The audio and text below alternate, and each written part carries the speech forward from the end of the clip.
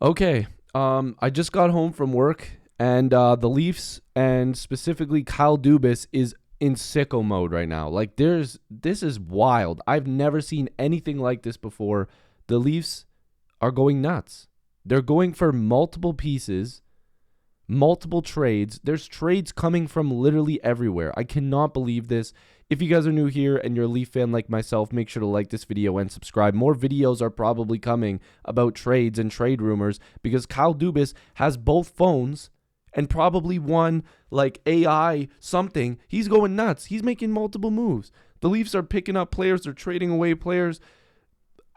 I don't even know what to think at this point. But please, for me, if you could do anything for me, like this video and subscribe. Trust me, more videos are coming. But oh my God, the first trade, Toronto receives Eric Gustafsson and a first round pick in 2023 for Rasmus Sandin. Now, quickly on Gustafsson, 800K cap hit, okay?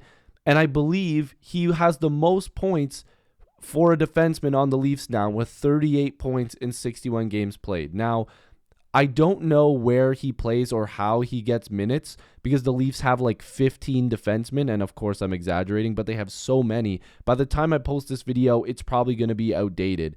But he's 30 years old. Again, a lot of points. And Rasmus Sandin, I mean, I love the guy. I've met him. He was a super nice guy. I'm sorry if I keep looking down. I'm checking my phone to see notifications. But Sandin obviously costs a little bit more money. He was over $1 million. And he just wasn't happy in Toronto from all reports. He wasn't happy anymore. He probably wanted more minutes. He wanted more of an opportunity. And I think he will play really well in Washington. But for now, the Leafs are going with a different way of how they're putting together their blue line. And if you're able to get a first-round pick, now Dubas probably is going to flip that. With what we're seeing now, Dubas looks like he's ready to flip that. I think he's going to do something else because he wasn't done there after that trade with Washington. He made a trade with the Islanders to clear out a little bit more money, and that was trading Pierre Engvall for a third-round pick in 2024. Engvall had a cap hit of, $2.24 million, something in that range. And again, like that just makes me think, okay, what else is coming? If you're clearing out Sandin, okay, that makes sense because they have so many defensemen right now. They just got McCabe, but then they traded for Gustafsson, so he gives you a little bit of something else. And I'm like, okay, now they're clearing out some money so they can activate Murray. It makes sense, but they still have that first round pick, which makes me think, oh, like maybe they're not done. And we keep hearing the rumors of like Kerfoot. I'm getting more notifications. Okay, it's the Luke Schenn trade finally coming through. But I just keep thinking to myself, like what else are they gonna do? And then this trade just comes through. I'm gonna try to pull it up here because there's just stuff like coming through every 5 seconds. I don't think it's gonna come through. I'm trying to get the news here. Sorry guys, this is one of those videos where everything is just all over the place. It's not gonna pull up. But anyways. Then we just acquire Luke Schenn out of nowhere. The Leafs got Luke Schenn for a third-round pick. And I'm like, okay, we just got rid of a defenseman when that made sense, but then we acquired one in that same deal, and then we got another quality NHL defenseman. Luke Schenn has been playing with Hughes a lot of this season. And again, a low cap hit, but he brings a lot of physicality. You can see his point totals. I'm not so worried about this. 21 points in 55 games played. That's actually more than Sandin, which is hilarious. But he leads the NHL in hits. But then I keep going back and thinking, what defenseman is coming out of the lineup? And now I'm more than positive that Dubas is not done. And the reason I say that is because let's hypothetically say Murray's activated, right? $4.6 million. That gives the Leafs still under $1 million in cap space. They're cap compliant. But look at this blue line. Riley and McCabe. I'm not saying these are the pairings. I'm going to look you guys in the eyes. I'm not saying this is the lineup I'd go with because I know people are going to crucify me at this point. But Riley, McCabe are locks. I think they're both playing for sure, obviously.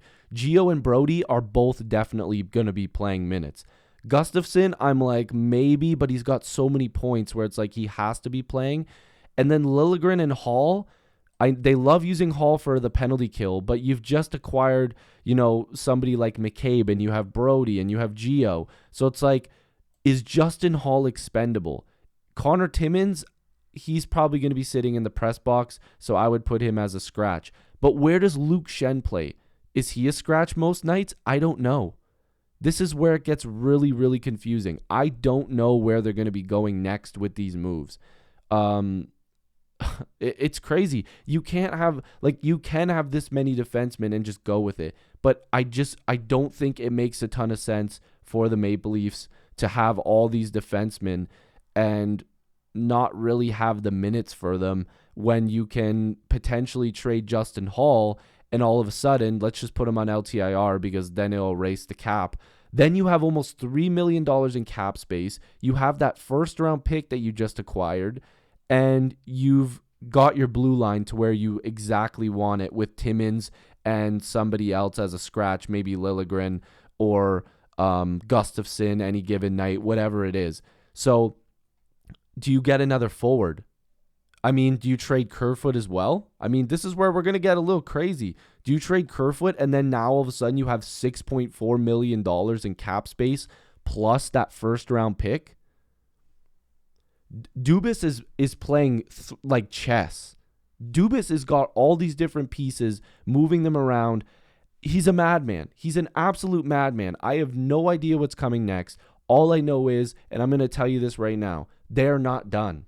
They're going to do something else. They are not done. Dubas is going for it. He got Luke Shen, which I'm pumped about.